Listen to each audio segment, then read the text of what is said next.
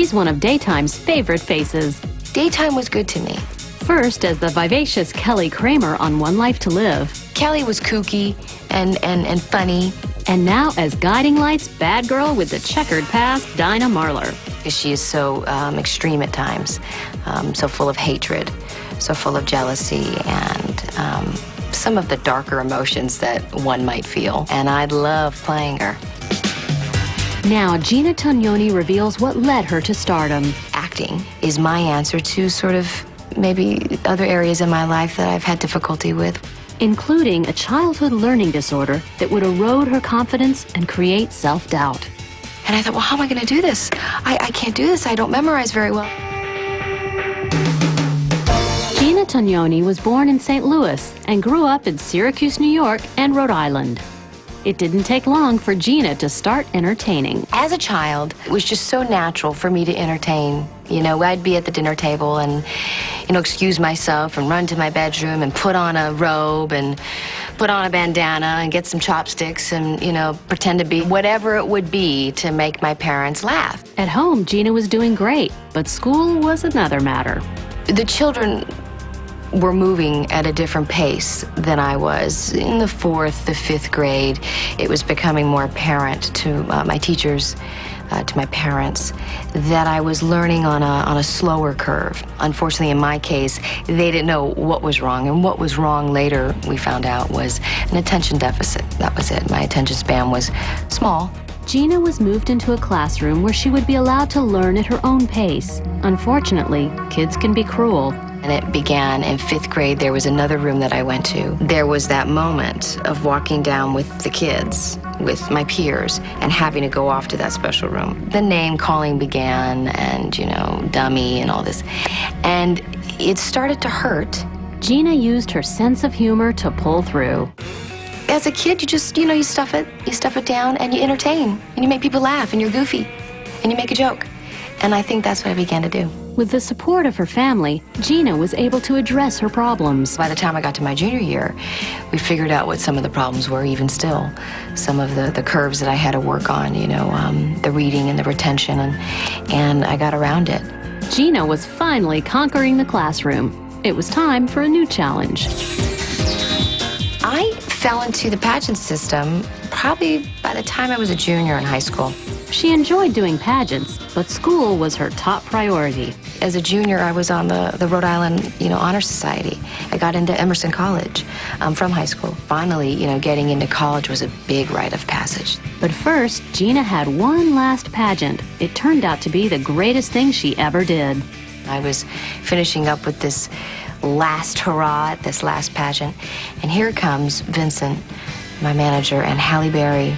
She was a judge there, and they came towards me and they said, you know, have you ever thought about acting? And we had this discussion, and he really sold it to me. He really said, you know, give it a shot. Just, I got a gut feeling, give it a shot. And I went to my mom and my dad, and I said, well, you know, I could always defer.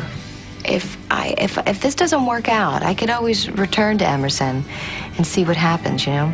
Gina's parents relented, and she moved to New York City. Gina began studying acting and auditioning on a full-time basis. I did not realize how difficult auditioning was. I auditioned almost every day of the year and didn't get a thing. And in fact, my agent was getting ready to dump me. One Life to Live was the last audition my agent was going to send me out on before he was going to pull the plug, because I hadn't booked a thing. Here it was, One Life to Live, and I just remember that moment of him, of the casting director saying, okay, come back tomorrow for your callback. And I was like, oh, got a callback. Gina nailed the audition and won the role of Kelly Kramer. Kelly was kooky and funny, and I was able to use that energy that I had in high school, that I had as a young girl, that was almost a deflective mechanism. If I felt uncomfortable, if I didn't understand something, if I couldn't read something, if I couldn't remember something, I was able to use that for Kelly. Gina poured her heart and soul into the role of Kelly, but after 7 years, she decided to leave the show. My time at One Life to Live, I promise, was just like so warm, so loving. It shaped me as a young woman. It taught me responsibility. Gina moved to Los Angeles to pursue roles in primetime. I got to LA and I did a pilot and I did some movie of the weeks, and not working every day, that was very difficult to get used to. With more free time on her hands, Gina decided it was finally time to enter college. I went back to school. I am now a first semester junior, which I feel good about. Then CBS came knocking at her door.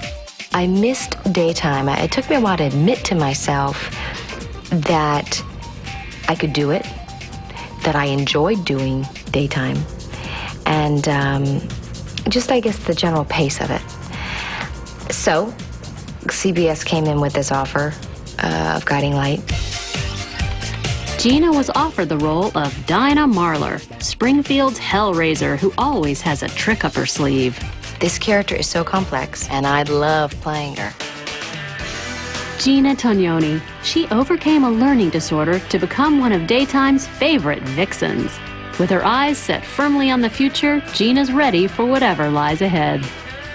I would say that we all have our insecurities, whether we acknowledge them or not.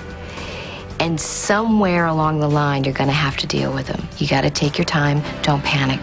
The answers are out there. Soapography. 2 stars, 2 stories. For more information on John J. York and Gina Tognoni, log on to soapnet.com.